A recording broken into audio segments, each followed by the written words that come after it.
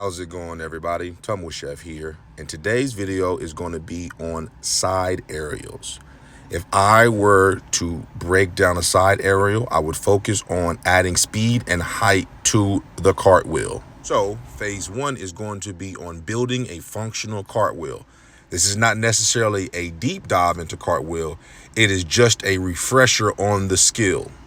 And by refresher, I mean just making sure that the athlete has a understanding of the cartwheel conceptually, making sure that they're doing the small things correctly, like making sure the head is not out, keeping the back from arching, so on and so forth. For athletes working on aerials and coaches teaching aerials, I would always start or suggest that you start by taking a look at the athlete's cartwheel. I've noticed in the past that sometimes when an athlete struggles with this skill, it is due to the lack of understanding of the cartwheel. With the drills that you see here, they can be used also as a way to fix some of those issues and to strengthen said athlete's cartwheel. By combining all that you see in this drill section, the hope is that the athlete now has a functional cartwheel in which they can base their aerial off of.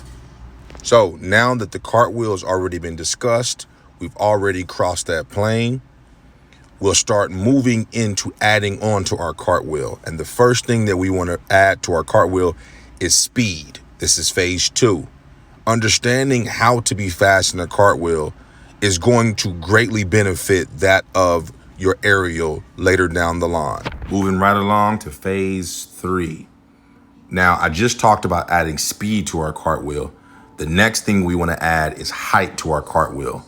Having the ability to press or lift off that front leg is what is going to allow an easier transition from feet to feet. Please understand that the side aerial is a combination of flexibility, or I would say grace or finesse, and power. What we have to do in this skill is make sure we truly understand how to accomplish both.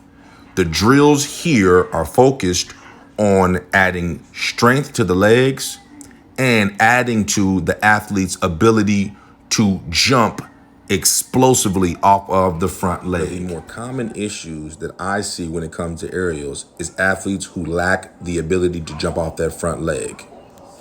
Phase four, adding speed to the turnover. Now that we've talked about adding height, and hopefully for the athlete that is working on this skill, they should understand at this point how to get height in their cartwheels. After adding the height, we then talk about the turnover, and that comes from the back leg or the drive leg. With that being said, I am hoping that the drills in this video assist whether it be athlete or coach along their journey toward aerials.